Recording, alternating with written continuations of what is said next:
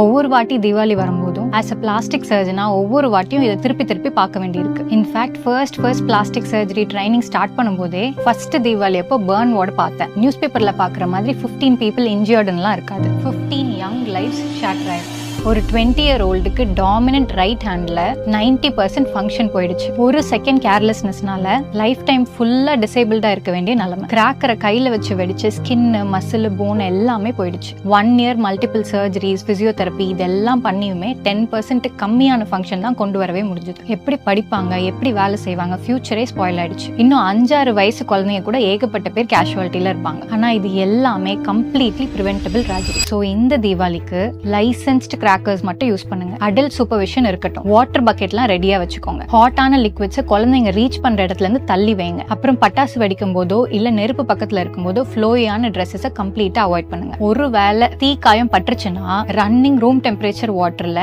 நல்லா வாஷ் பண்ணுங்க. Ice, tooth paste, அரிசி மாவு, இங்கு, ஆயில் இந்த மாதிரி எதையும் அப்ளை பண்ணாதீங்க. இமீடியட்டா ஹாஸ்பிட்டலுக்கு கூட்டிட்டு போங்க. நான் அந்த பேஷண்ட்ஸோட பெயினையும் பார்த்திருக்கேன், அந்த ஃபேமிலிஸோட ஹெல்ப்லெஸ்னஸையும் பார்த்திருக்கேன். எப்பவுமே சேஃப்டி ஃபர்ஸ்ட், செலிப்ரேஷன் செகண்ட். இந்த ரீலை நீங்க கேர் பண்ற எல்லாருக்கும் மறக்காம ஒரு அவேர்னஸா சென்ட் பண்ணுங்க. Have a safe and happy Diwali.